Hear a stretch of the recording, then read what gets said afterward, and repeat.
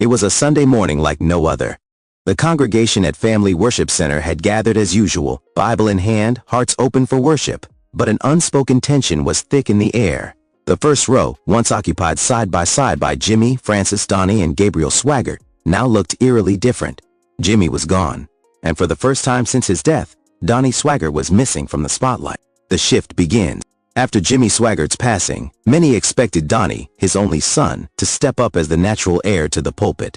He had, after all, preached beside his father for decades. But what followed was a dramatic and unexpected shift that rocked the Swaggart ministry to its core.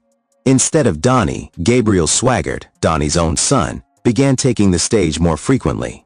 His sermons were younger, edgier, and targeted toward a more modern audience. Standing confidently behind the pulpit once reserved for Jimmy, Gabriel addressed the crowd with a tone that felt new and deliberate. Then came the moment that confirmed what many feared. Frances makes her choice. During a service streamed live to millions, Frances Swaggart took the microphone and addressed the congregation. "We are moving into a new season, and I'm proud of what Gabriel has become. He is ready." She reached out and held Gabriel's hand high, a symbolic gesture that echoed far beyond the sanctuary walls. Donnie wasn't even in the building. The camera panned to an empty seat where Donnie usually sat. No one addressed his absence, no explanation, no mention. The message was loud and clear. Frances and Gabriel had made their choice. Whispers behind the curtain.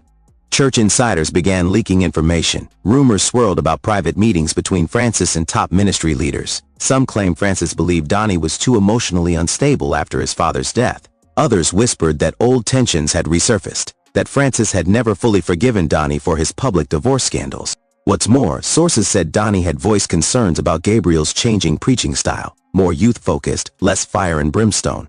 He reportedly wanted to keep Jimmy's traditional approach alive, but Frances pushed back. "It's time to move forward, not backward," she allegedly told a close associate. The final blow.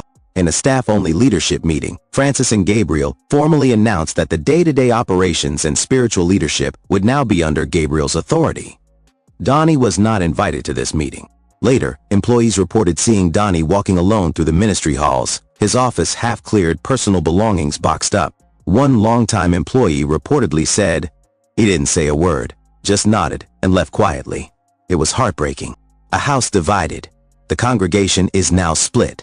One camp stands firmly with Donnie, believing he was betrayed by his own mother and son. The other sees Gabriel as the future, young, charismatic, and capable of leading a 21st century church. Social media has exploded with reactions. Where is Donnie? How could Frances turn her back on her own son? This isn't what Brother Swaggart would have wanted. Gabriel is what this ministry needs now. Silence from Donnie. To this day, Donnie Swaggart has not spoken publicly about the transition. His absence speaks volumes. Some fans speculate he may start his own ministry. Others believe he's too wounded to return to the spotlight. One heartbreaking Instagram post from a longtime supporter read, "You were the voice we grew up with, the son of a preacher man, and now, you've been left behind. What comes next?" Frances and Gabriel appear stronger than ever, launching new youth programs, online broadcasts, and even discussing a possible family worship expansion into other cities. But the shadow of Donnie's silence lingers over the entire Swaggart empire. Some believe it's only a matter of time before Donnie speaks, or strikes back. In a family built on faith, fire, and public ministry, one man has been cast out by the very people he trusted the most. And the world is watching. In the quiet corridors of Jimmy Swaggart Ministries, where gospel music echoes through the halls and the name Swaggart still carries the weight of an empire, a new storm is brewing, one that few saw coming. A storm not of scandal, but of silence. One that doesn't scream through headlines, but whispers in the pews. And at the center of this storm stands Donnie Swaggart. Alone. Once considered the natural heir to Jimmy Swaggart's pulpit and praise, Donnie now finds himself sidelined, isolated, and, if whispers are to be believed, left behind by the very people who should stand by him the most, his own mother, Frances Swaggart, and his son, Gabriel Swaggart. This is not the story of betrayal in the tabloid sense. It is not filled with secret affairs, stolen money, or public disgrace.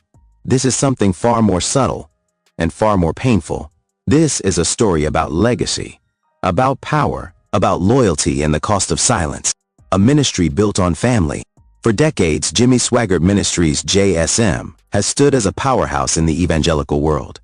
Through its television network, gospel recordings, and massive congregation, the ministry has touched millions. But behind the lights, cameras, and sermons has always been a tightly knit family structure. Jimmy was the preacher. Francis, the voice of reason and elegance on camera. Donnie, the bold son continuing the legacy. Gabriel, the next generation, young, media-savvy, and hungry. But when Jimmy Swaggart's health started declining, questions naturally began to swirl. Who would lead JSM into the next era? Would it be Donnie, the son who had walked beside Jimmy through every season? Or Gabriel, the energetic grandson with a growing online following and modern style? The answer, many believed, was both. A partnership, a transition, a shared burden of leadership. But that's not what unfolded. Francis's silence speaks volumes. Francis Swaggart has always been seen as the quiet strength of the family. She's not the fire and brimstone preacher, nor the spotlight chaser. She's the matriarch. But in recent months, viewers and longtime followers have noticed something unsettling. Francis has stopped mentioning Donnie. On live broadcasts, her interactions with Gabriel are warm, encouraging, almost maternal. With Donnie, they're cold, brief, sometimes absent altogether. Insiders whisper that even off-camera, Francis has distanced herself from her only child. But why? Some say it was a matter of theology, Donnie's fiery sermons clashing with Gabriel's modernized approach. Others suggest it was a family disagreement, one rooted not in doctrine, but in something more personal. A decision made behind closed doors, a betrayal that no one dares speak aloud. Gabriel, the new face of JSM. There's no denying that Gabriel Swaggart has grown into a powerful presence within the ministry. His Generation of the Cross program targets youth, and his Instagram-worthy family appearances have garnered a fresh following. He's younger, he's charismatic, he's media-ready. And according to some insiders, he's been quietly handed more and more authority behind Donnie's back. One longtime employee at JSM, who spoke under anonymity, said, "It was always assumed Donnie would take over, but Francis began supporting Gabriel more and more. She believed he could carry the ministry further. Donnie didn't see it coming. The result? Donnie, once a fixture in every major event, is now left out of leadership meetings. Left off the website's front page. Left out of the future." The turning point? Jimmy's decline. Jimmy Swaggart's health struggles have played a key role in this family shift. As the patriarch faded from daily operations, the need for a new leader intensified. Donnie believed he was next. After all, he had paid the price. He had weathered public scandals, stood beside his father when the world turned away, preached to near-empty churches and brought them back to life. But when Jimmy stepped back, it wasn't Donnie who was asked to step forward. It was Francis, who had once been Donnie's fiercest defender, didn't protest. That was the moment Donnie realized he wasn't being sidelined. He was being replaced. The heartbreak of being left behind. Sources close to Donnie describe him as deeply hurt but dignified. He hasn't lashed out. He hasn't gone public. He continues preaching. Quietly, faithfully, alone. It's like he's mourning a loss, one source said. Not the loss of power, but the loss of his family's trust. That's what hurts him most. Donnie's sermons have taken on a more somber tone. Still powerful, but tinged with pain. He speaks of betrayal in vague terms. He talks about endurance, about holding on when you're forgotten. The audience hears him. Many don't know the full story, but they feel it. The man is grieving. Is Gabriel ready, or just a puppet? While many applaud Gabriel's leadership, others question his readiness. He's gifted, no doubt, but can he handle the weight that comes with leading a global ministry? Some within the ministry believe Gabriel is still being guided, controlled even, by Francis, that he's the face, but she's the voice in his ear.